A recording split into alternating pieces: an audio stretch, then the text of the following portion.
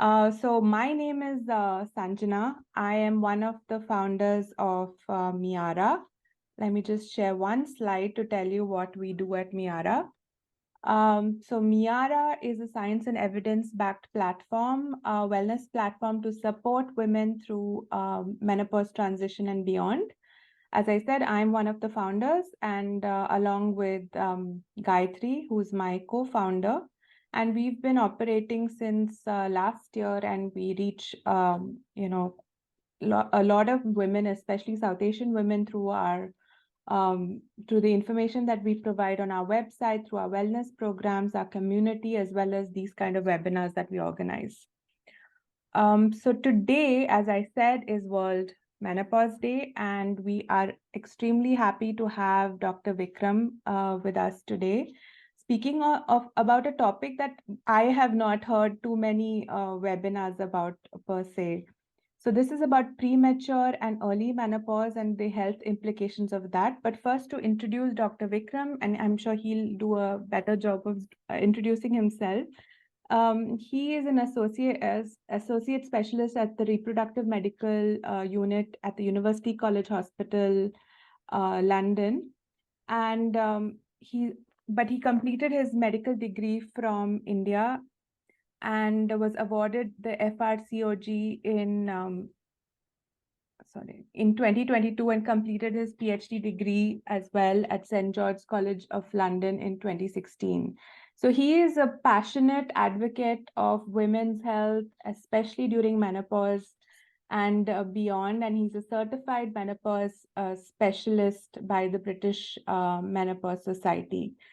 So now, without further ado, I'm going to hand over to Dr. Vikram, and I will just pin him so that he can also share his slides. Welcome, firstly. Thank you so much, Sanjana and Gayatri, who could not be here. But thank you both for organizing this on the World Menopause Day. It's an important topic, a topic close to my heart. And that's because I kind of do most of my research in a related area. But it's great to have this topic being discussed on a day like today. So I'm going to spend 20-30 minutes, perhaps more of 30 minutes initially to get my slides going, give you a little bit of idea as to why we are thinking about premature menopause, what impact does it have in the long term. It's a very big topic. I could speak the entire day on it, but of course we have 30 minutes, so we'll try to stick to that. And then I want lots of questions, lots of discussion. If people want to share their story, more than welcome. It's always good learning. And hopefully people who could not join us at the time will be able to catch up later with the recorded link. Can you see my slides, Sanjana? Yes, I can. Yeah. Perfect. So let's move on straight to the topic. We're talking about premature menopause, early menopause. How are these defined? So how is POI defined? I say POI, that's because we often use the term premature ovarian insufficiency when premature menopause happens. What are the symptoms, signs to look for? How do we confirm that somebody is having POI or early menopause? What tests are recommended? A bit about surgical menopause, because if you have to have treatment for cancer or some sort of tumors of ovaries, you have chemotherapy, radiotherapy to pelvic area, you may have POI, but that's induced surgically. What are the implications of POI or surgical menopause for fertility and long-term health? And how do we suppress the unpleasant symptoms and protect the long-term health? This is what we're going to look at in the next 30 minutes. Stages during journey towards menopause. Now, a woman who goes through menopause naturally, let's say between 45 to 55, that is considered as a normal range for having natural menopause, anywhere between the age of 45 to 55. But of course, most of this data is based on white population. It may not apply to other ethnicities, and it differs slightly from person to person. And I'll come to that shortly. But the process is, initially, the periods are regular. The hormones are all happening cyclically within a normal range. And we call that stage as premenopause. This is before any changes related to menopause have happened in a woman's life. Then comes a phase called perimenopause. And this is when the periods start becoming a bit irregular. They may be too frequent, they may be very spread out. And at these times, there are hormones which are fluctuating. Hormones like estrogen, progesterone, FSH, LH, they fluctuate quite a bit up and down. That causes symptoms. And this phase of perimenopause with all its ups and downs may be just few months, but for some women, it may last for 5, 10 years or even longer. Then comes the finality, which is the menopause. This is when periods stop. It's a very random time point, but it's chosen because it gives you more or less the idea that the ovaries have stopped making more estrogen at this point in time. And that's 12 months of not having a period. So if a woman has not had a period for more than 12 months, and there's nothing else to explain that, then that's when the menopause has happened. And finally comes the big phase of postmenopause. This is from the time of 1 year since the last period till the end of life. And that could be 10, 20, 30, 40 years, more than a third of a woman's entire lifespan. And that whole phase will be postmenopausal phase. So you can see how much importance there is in this phase, because you're going to be spending a huge chunk of your life. And we want to make sure women have good quality of life and no long-term impact on their health. Age at menopause. So average age at menopause is considered 50 or 51, and that's based on Caucasian white women data. If you look at other ethnicities, there is a difference. For example, Southeast Asian women may have menopause between 46 to 47. That's a whole 5 years earlier than Caucasian population, so very important. Afro-Caribbean and other Asian women may have it between 47 to 48. That's still about 1 to 3 years earlier. And that's important because you may have to look at symptoms, offer interventions earlier for these women than based on the white population data. Early menopause is defined as if a woman goes through menopause between 40 to 45, and about 10 in 100 women, 10% will go through early menopause. We often look at early menopause just like premature menopause because there are significant impact on the bone and the heart and the symptom health. So we kind of combine the early and the premature menopause together. Premature ovarian insufficiency, or actually the premature menopause, is below the age of 40. And about 1% women, 1 in 100 will have this. The prevalence varies. So again, in Southeast Asian women or some parts of Africa, it appears that there is more POI, there's more premature menopause, maybe 2 to even 3%.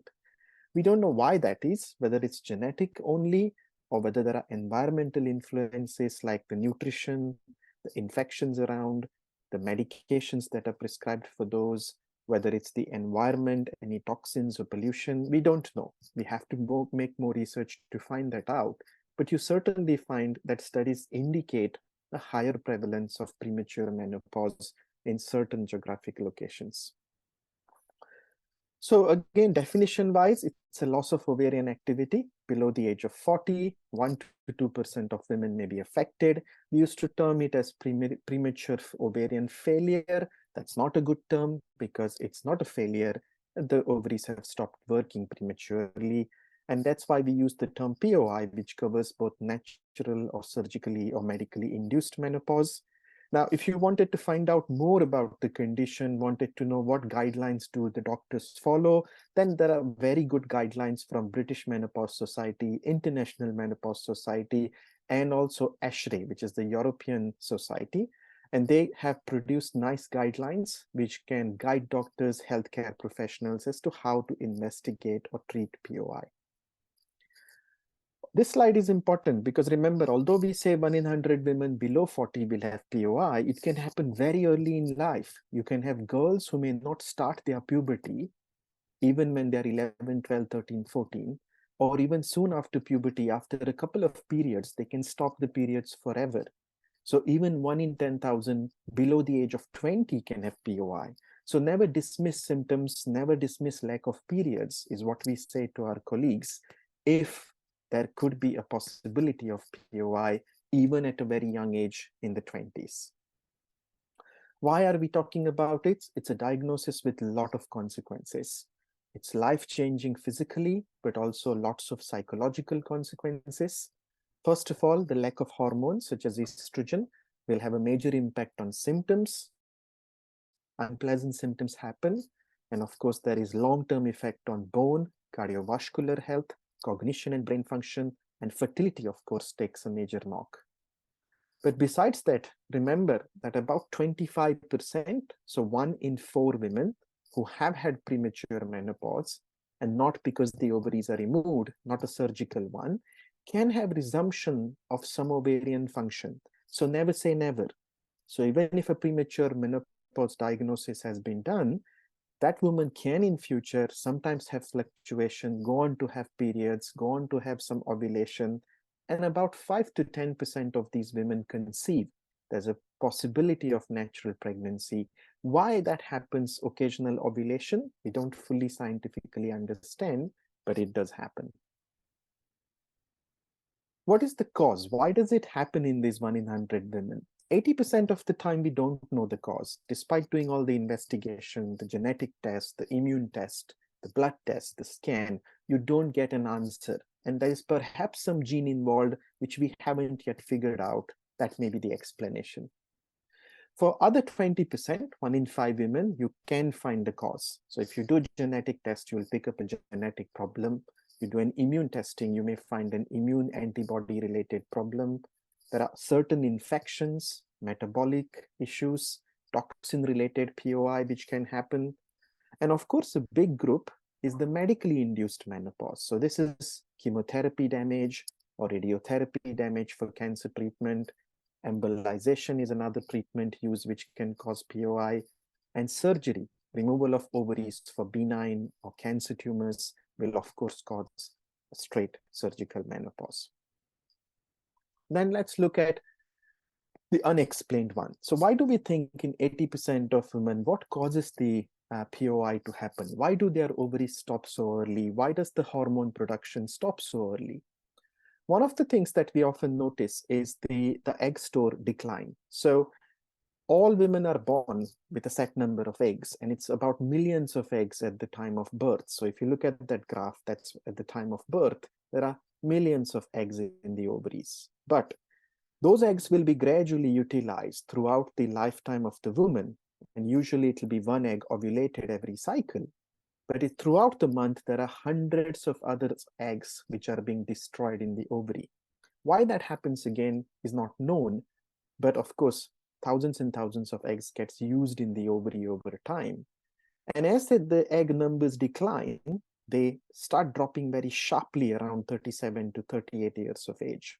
So after 40, there'll be very sharp decline in the number of eggs, to the extent that only 1,000 may be left around the time when menopause happens. So it's the running out of eggs and the running out of hormones that actually then causes stopping of the ovarian activity, and the menopause happens, periods stop. And why does this happen early, below 40 in women with unexplained POI? It's thought that it's the faster destruction of the eggs. The mechanisms are not clear, but it's thought that the eggs get destroyed and used up faster, or there is a problem with maturation of those eggs, so they cannot be utilized in a normal way as mature eggs could be utilized. So there is some mechanism that causes these women to use up their store faster. It's a concept called epigenetic aging, which means that this process may have even started within the womb of the mother, when the ovaries are just about starting to mature after the 5th or 6th month of pregnancy. So you can see even in the fetal life, this process can start and cause POI, premature menopause, in later life for that individual. I'm not going to go into too much technical details here, but just to give you a bit of an overall idea, what are the genetic causes? Usually they account for 10% of premature menopause, and they are usually affecting the X chromosome or the autosomal genes. And there are several mutations in genes which have now been discovered, and there are more being discovered as years pass by. So we will know more and more about which genes can cause POI in future. If we see a woman who is diagnosed with premature menopause, and there's no explanation to it, we offer a test called karyotyping and a fragile X testing at the first consultation. So this would be useful for any of you who are healthcare professionals, or you want to discuss with your doctor. the two genetic tests which we offer to almost all women, especially below the age of 35, is the karyotyping to look at chromosomes and a fragile X testing. The karyotyping is mainly to look for Turner syndrome. Turner syndrome is the commonest genetic cause for POI. It affects about 1 in 2,500 live births. It's basically a complete or partial loss of one of the chromosomes, the X chromosomes in the cells. And these women have multiple health issues, and so they should be cared in multidisciplinary clinic. So they need a lot of input from multiple specialists besides the POI, because there can be hearing, learning difficulties, risk of diabetes, risk of liver problems, hypothyroidism, celiac, cardiovascular problems, aortic size problems, lipid issues, and of course, if they go on to have pregnancies, there are risks during pregnancy. So for this particular Turner syndrome, it's very important they get all-round multi-specialty care so that they're looked after in terms of their whole health. This is just to say that some women with Turners who are picked up early and still have some ovarian activity, they have some periods early on in life and then go on to have premature menopause, they can undergo egg freezing before they have the POI so that they can save some of their eggs in case they run into premature menopause for use in future for fertility. The other test I was talking about is the fragile X. This is the fragile X syndrome, means that there is a problem with the X chromosome again. There's a pre-mutation that can cause risk of premature menopause. If we find this test positive, then we will ask often the individual to have genetic counseling, because they may have sisters, they may have other relatives who may also carry the fragile X, so that the whole family can be advised about who carries the pre-mutation and what is their risk of POI, so that they can take precautions. That's about the genetic one. Now let's look at the immune testing. The second test we often offer, besides genetic, is immune testing to look for 4 antibodies: ovarian antibody, thyroid antibody, celiac screen, and adrenal antibody. All it simply means is that your immune process in the body is fighting its own organs, and that's causing the damage. Like some of the immune arthritis you may have heard of, that joints problems happen. So we sometimes do pick ovarian antibodies and thyroid and adrenal antibodies, and that gives us the clue that this is immune process damaging the ovaries. And often women with premature menopause have immune problems at a higher risk. So thyroid problems, diabetes, adrenal, bowel disease, you often find it happens alongside premature menopause. The final one is the iatrogenic cause. So iatrogenic meaning either surgical menopause because of removal of ovaries, or chemotherapy with alkylating agents, or radiotherapy. And now there's an ever-increasing group of women who have been tested for the breast cancer gene, the BRCA gene. And if they've been tested and found positive, they will be offered removal of their ovaries to reduce their future risk of ovarian cancer. So that's the last one you can read, the risk-reducing surgery for BRCA. So they remove ovaries so that they don't have cancer in future, but that can, of course, cause menopause for them and can be quite young. So having looked at what causes the premature menopause, now let's look at what are the signs and symptoms. How do doctors diagnose the premature menopause? So lack of periods for more than 4 months is important. So any woman who is having periods, any young girl who's been having some periods, suddenly goes without periods for more than 4 months, that shouldn't be taken lightly. It doesn't mean that everyone will have premature menopause. It could be polycystic ovary syndrome, it could be hypothalamic suppression, it could be stress related, it could be weight changes or diet changes, and that's fine. But what we want to make sure is that we're not missing possibility of premature menopause. And how do we know that? We can do some blood tests. If you do a blood test for a particular hormone called FSH, which is from the brain, and it's more than 25, at least a month or 2 apart, that will be the first clue that something is not right, and this may be POI. Of course, women may present with symptoms as the estrogen levels go down: hot flushes, night sweats, vaginal dryness, emotional fluctuations, lack of sleep, joint pains, so many symptoms we'll talk about later may start. Many women get only picked up when they stop periods and look for fertility advice. That's when we might pick up the POI. If it's surgical menopause, it can be very significant. Medical or surgical menopause happens suddenly. There's no time for body to adjust. And so there can be very acute, severe hot flashes, night sweats, and symptoms. Another hormone that will often be tested is an AMH, an anti-Mullerian hormone, but that's not a test which is a must for diagnosis. That is simply to predict future fertility. So, what are the risks once we've made a diagnosis? The woman has high FSH, low estrogen, is symptomatic. Why are we talking about the implications for future health? Because if a woman has premature menopause, she's not making any estrogen anymore, she remains at risk of losing her bone density, the bone strength.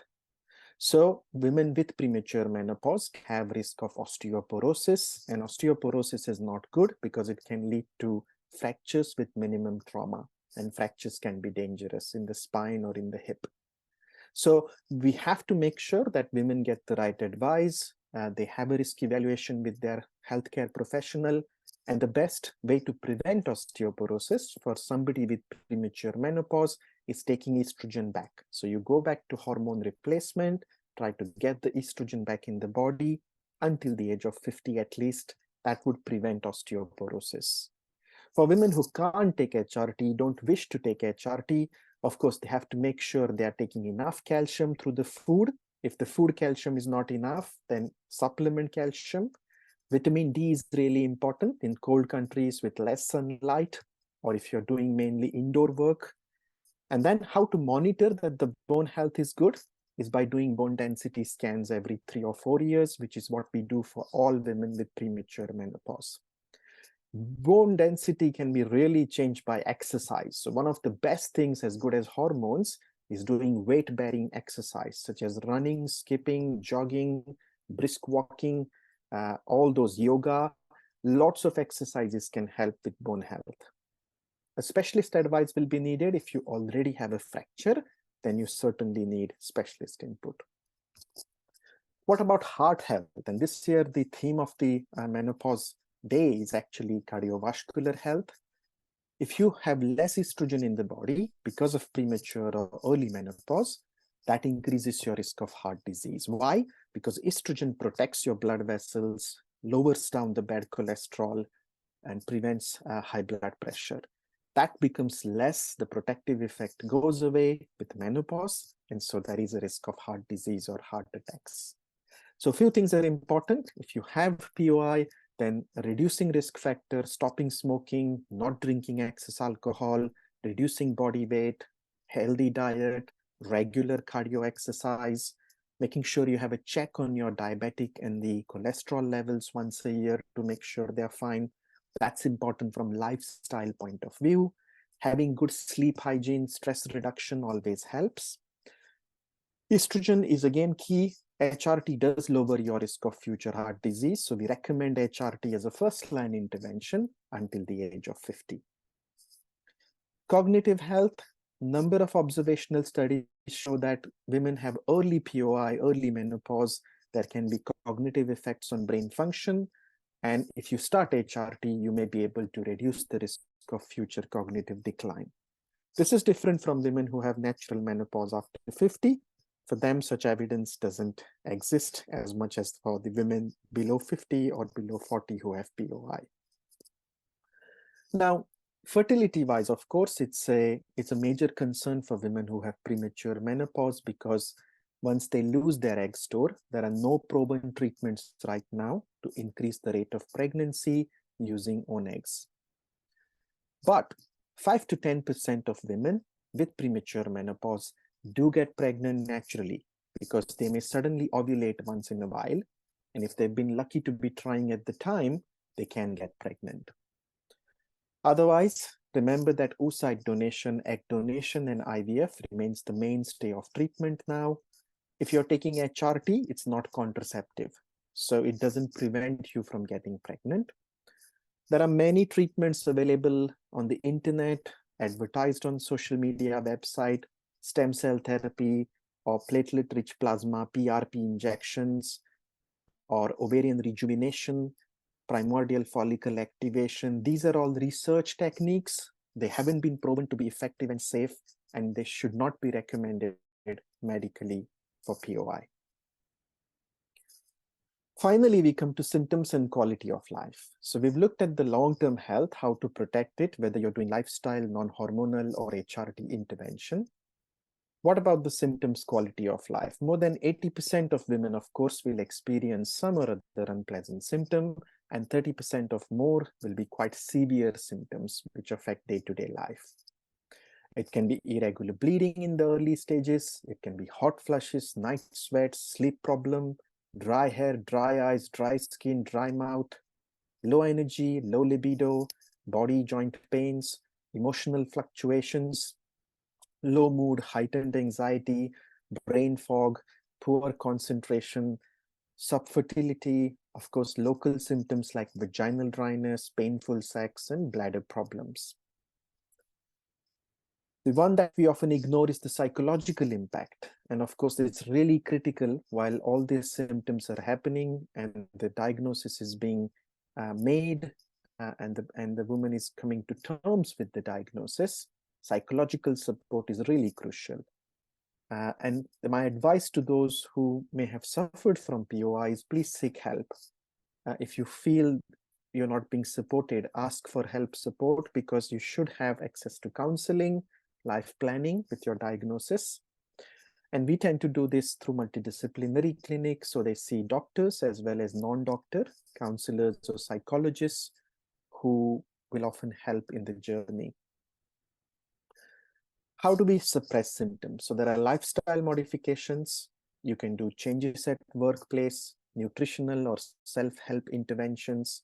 There are alternative therapies, non-HRT medications, and finally, hormone replacement therapy, which for premature or early menopause is the gold standard.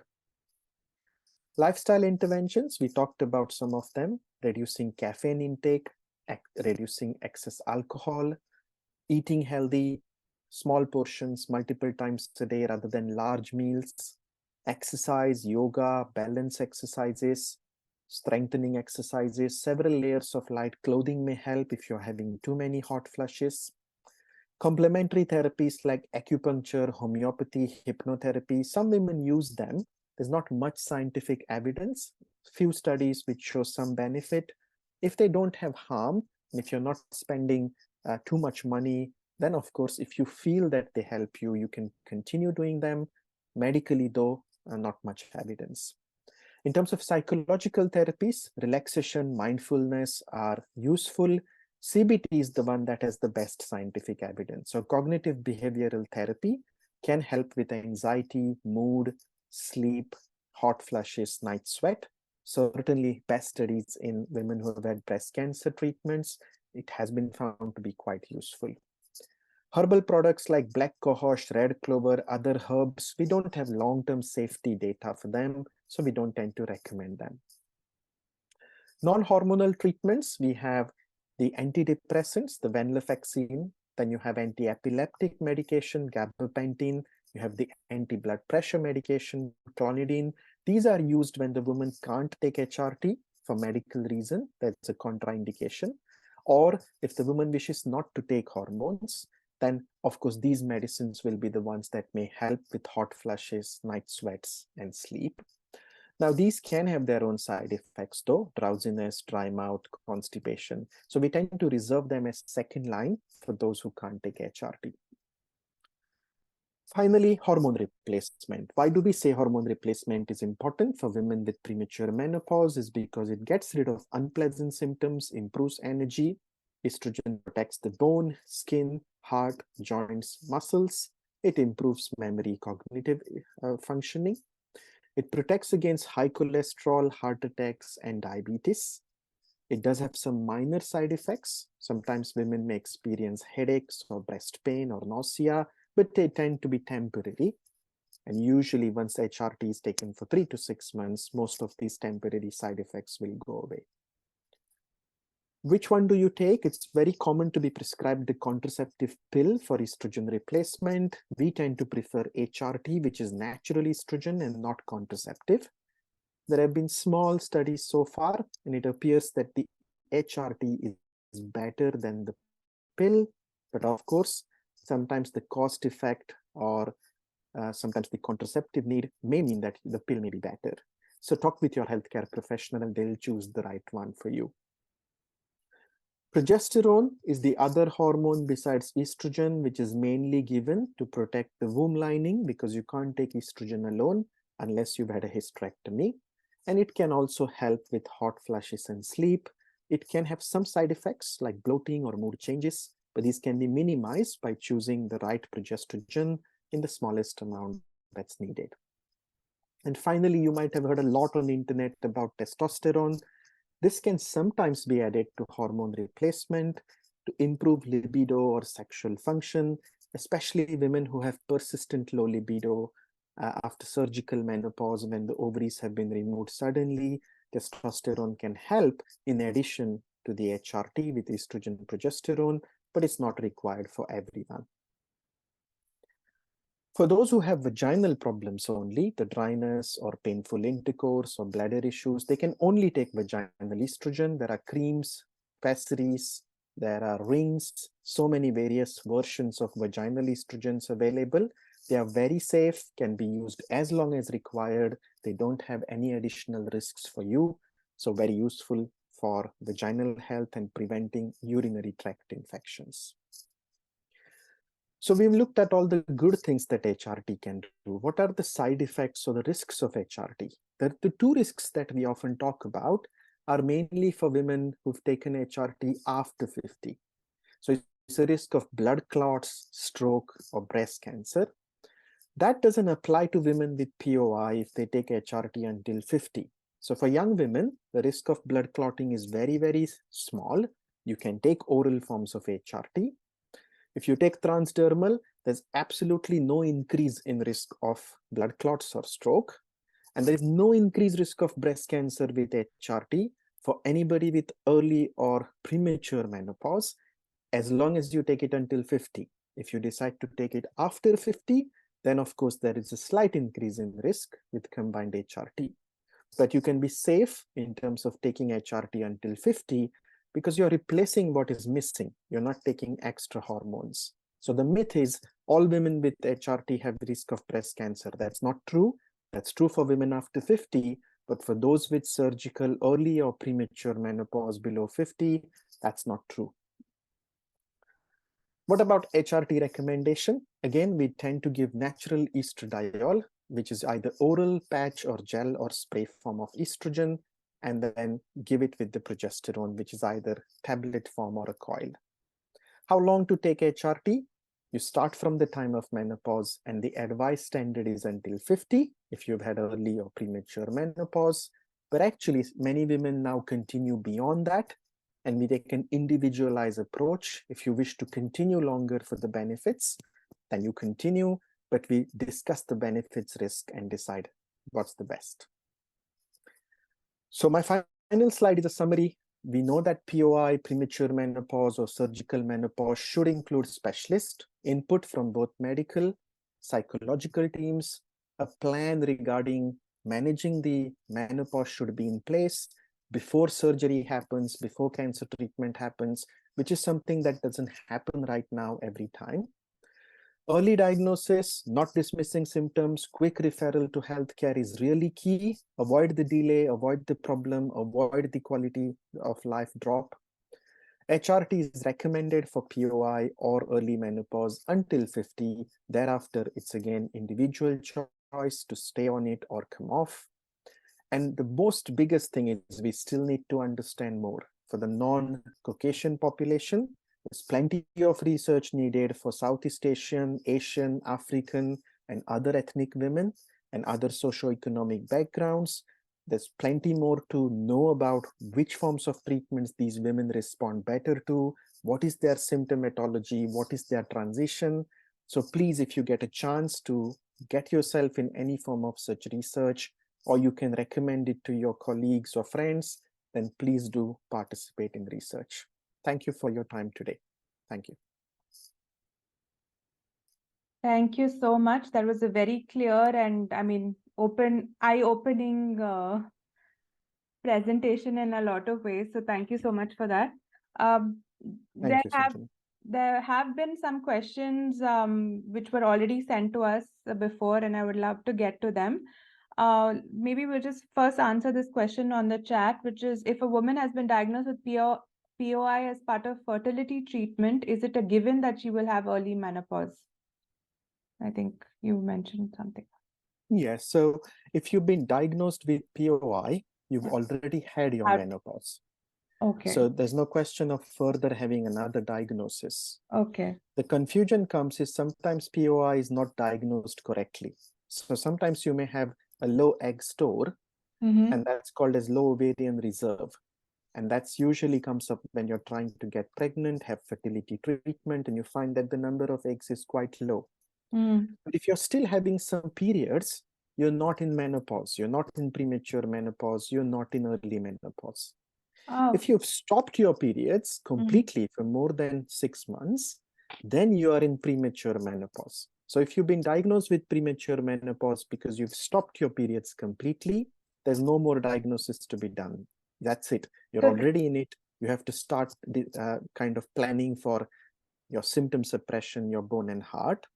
But if you've been diagnosed with low ovarian reserve, which means you're still having some periods, but the store is smaller, then this may go on for quite some time until you either have premature menopause or early menopause. So you're more likely to have it, but it may take a while before that happens. So there is no there's no premature perimenopause. So is that what happens after the period? Yes, that would be similar to having low ovarian reserve. That means you have a small store and you are probably going to have premature menopause in the next few months or years.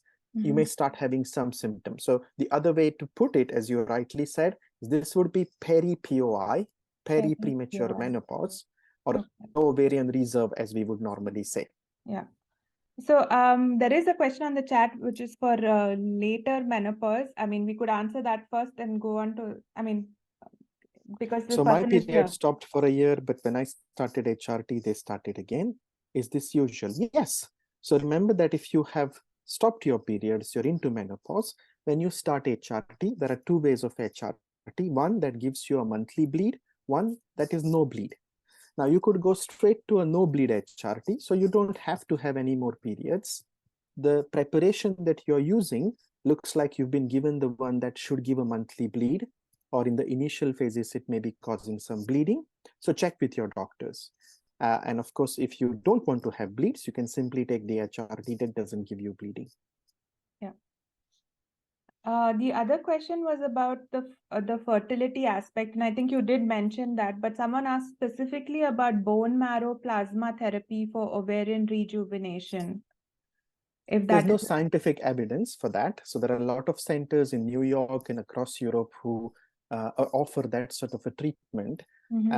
Across the board, when the scientific evidence and the guidelines look at it, there is not enough evidence to suggest that it is effective. There's also not enough safety evidence as to whether it can cause any long-term problems in future, because you're injecting something into the ovaries or your body.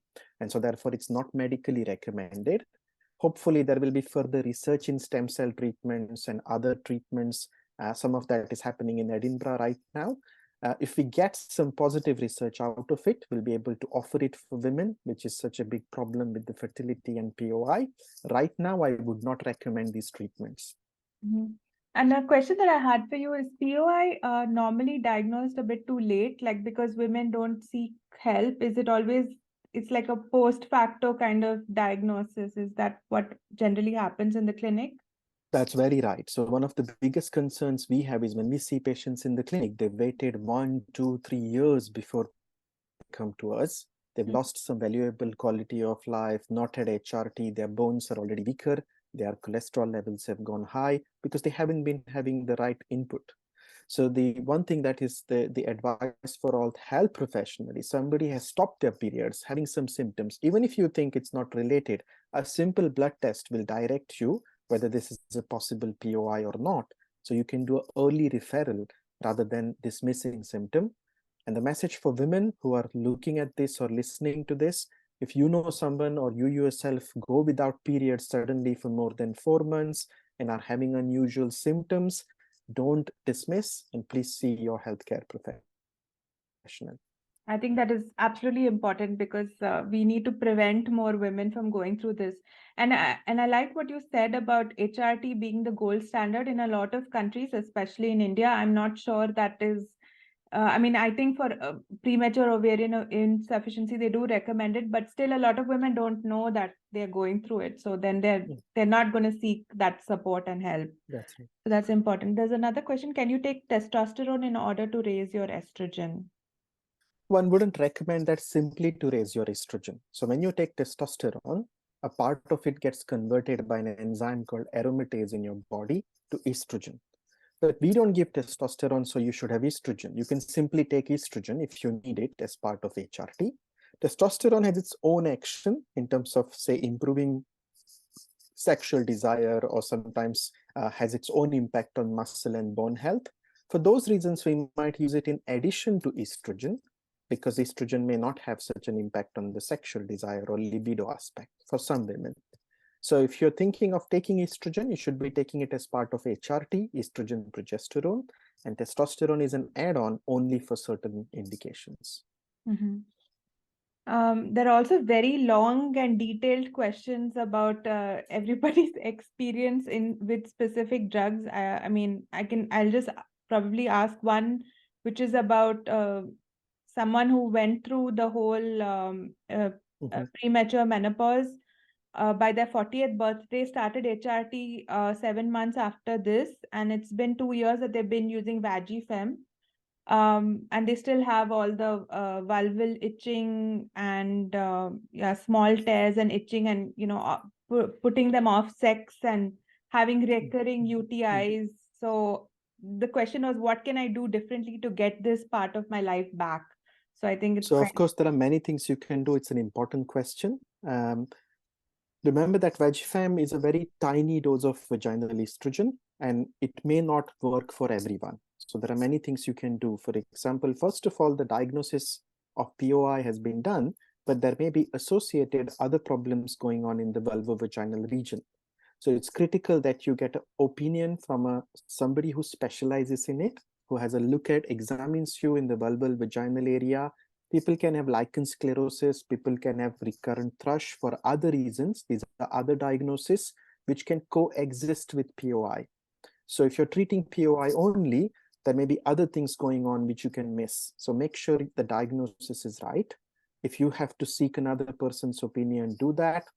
Once it's POI only, it's not lichen, it's not any other infection, that's all been ruled out properly, then there are many treatments. It's not just the vaginal estrogen, but the pelvic physiotherapy, depending on your symptom. It's a combination of sometimes the vaginal creams and pessaries together. If that's not enough, sometimes a DHEA, which is a new pessary that's available. There's an oral vulvovaginal treatment called ospamifene, which works for some. Combining the vaginal with a systemic HRT, such as a patch gel or a spray or an oral tablet, that may help. So a number of steps you can take to try and get the vaginal atrophy bit out, but it has to be stepwise. So please do talk to your doctor. Mm-hmm. Another question was, you had mentioned in your talk about epigenetic aging, and is that something that could be done when a baby is, I mean, and it's probably too early, but I mean, and when a baby is born, a girl is born or something like that, or is it possible to kind of test this early enough, or when she has her first menstrual period or something, Of course, we're not thinking about fertility or these consequences that early, but it would be nice to know this. Hopefully in future. Right now, we don't have tests that can be done very early in life to pick this up. And that's really the family history that determines it. But in future, as I said, as the gene science is exploding, it's improving all the time. There are more and more gene mutations being picked up. So hopefully there'll be a genetic panel which could be offered to a young girl or at birth. That's just the dream in future, but you could identify all possible genes if they are there in the particular cell, and then you could say, yes, you are at risk of POI. Why don't you do something now?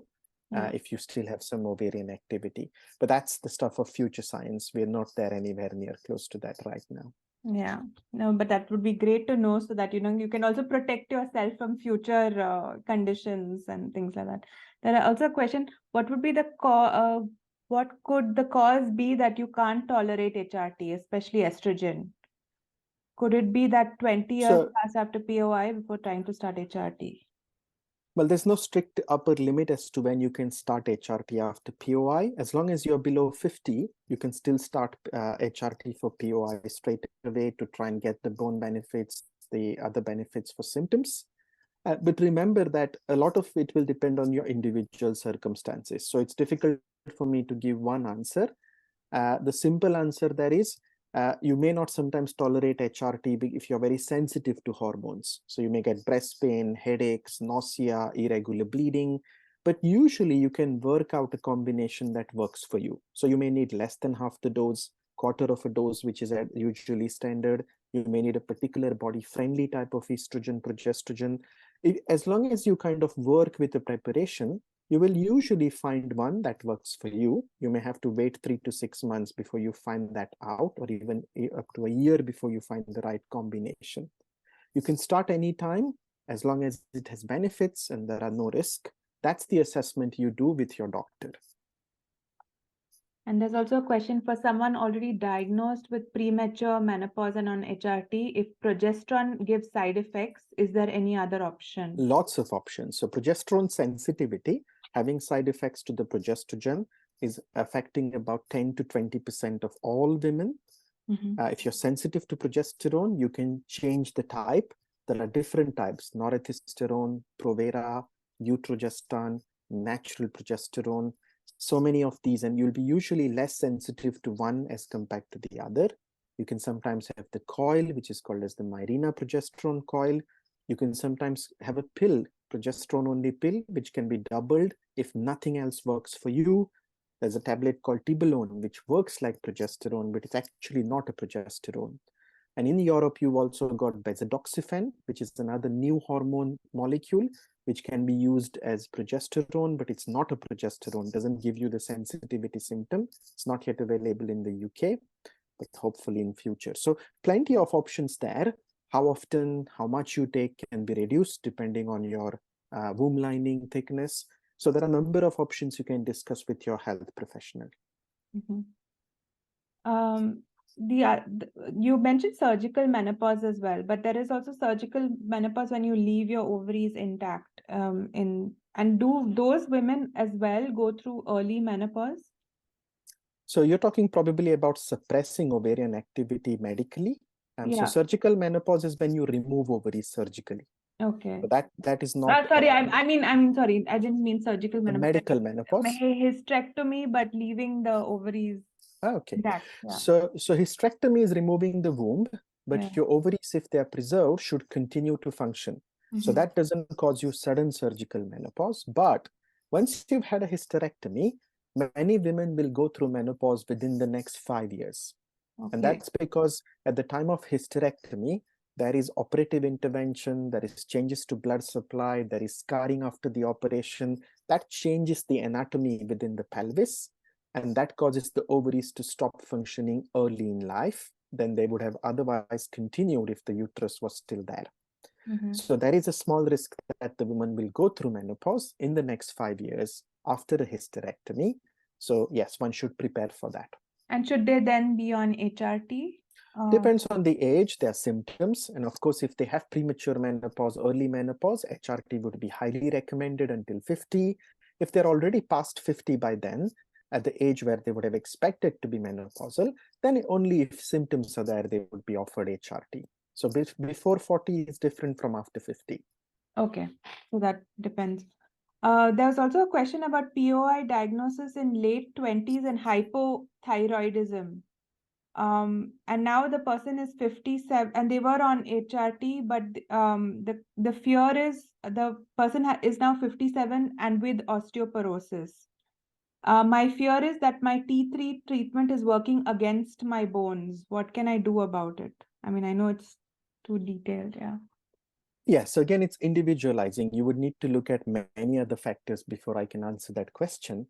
Generally, one would say that the osteoporosis should not have happened if you had good HRT.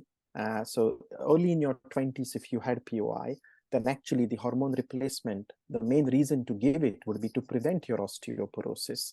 So it's a shame that the osteoporosis has happened. Well, in case if it's happened now, I think you should see a thyroid specialist, because they will be the ones who will advise you about your T3, T4, and TSH. I will not be the right person because I mainly focus on the ovaries and the menopausal hormones. In terms of osteoporosis, you can either increase your HRT if you're still on it, try and get the benefits of more estrogen, or you may have to consider other non-hormonal treatments. And that's because those will be the important ones to consider at your 80s.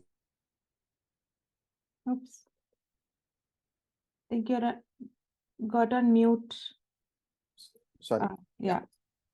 Okay. Yeah, there are also other questions related to not absorbing the oral HRT, and yeah, so I mean, quite again a bit of detail into exact dosing, and I don't know if this is the right place to be answering that.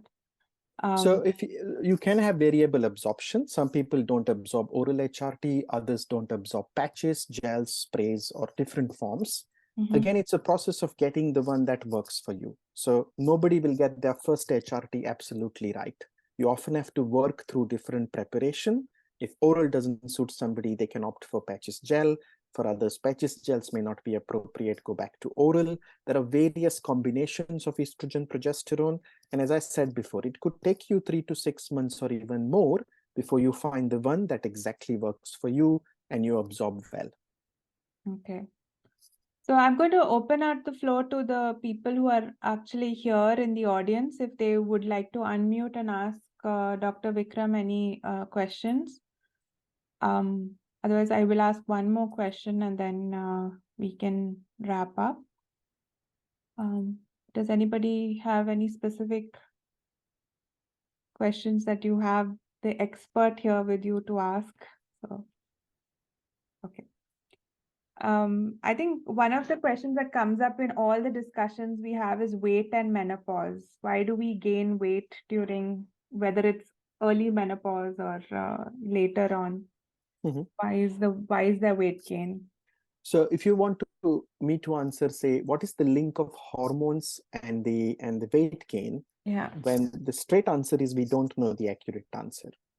So a lot of women start gaining weight, especially around the middle of their body, when they either go through natural menopause or they have an early or a premature menopause or surgical menopause. Estrogen is metabolically positive, which means it makes your insulin work better. It makes some of the other hormones work better in your body. And so losing weight, if you then do diet, exercise, because you're starting to gain weight, will be better if you have estrogen in the body. So HRT may help with that because it makes you more active. It helps with your insulin action. It helps with generally making you more active, motivated to do exercise, gets you better sleep. So there are indirect effects of estrogen from HRT which can help you lose weight. But HRT is not a weight gain or a weight loss medication. It neither gains weight for you, it neither loses weight for you. The weight loss is happening because there are changes in the body with menopause, which involve various hormones, insulin, cortisol, and many others. The only way to prevent that weight gain or to lose weight is diet, diet, diet, diet, exercise, exercise, exercise, relaxation, sleep hygiene, stress reduction. It's not easy. It's very difficult. In modern lifestyle, we all find it a very big challenge. There is no easy way out of it. That is the one thing that has to be concentrated upon. HRT is not a solution for that. Indirectly helps if you have symptoms, but it's not the one solution. Yeah. I think you kind of summed it up great. So any last recommendations to women who are going through this premature and early menopause? Last word of wisdom. Two things. Two things. First, for women, don't dismiss your symptoms. If you have had symptoms which could suggest sudden change to your periods, stopping of periods, some flushes, sweats, difficulty sleep, more than 4 or 5 months, please see your doctor. Urge them to do some blood tests for hormones. Second, HRT is not bad. HRT is not something terrible, especially if you go through premature menopause. Your risks are very minimal and your benefits are huge. It's different when women take HRT for natural menopause after 50 for symptoms. Then, of course, there are some risks associated. But for you, the benefits outweigh risk because you've had an early stopping of your hormone activity from ovaries. A message for healthcare professional: if you're doing hysterectomy, removing ovaries, surgical menopause, medical treatment for menopause, and it's going to put your patient into menopause, I don't see good planning. I don't see advice being given to women what to expect after surgery or their medical treatment. It's a must in today's world. Discuss with your patient that removing your ovaries at the time of hysterectomy will push you into menopause. So they have to be prepared for the symptoms. It doesn't mean you have to push for HRT.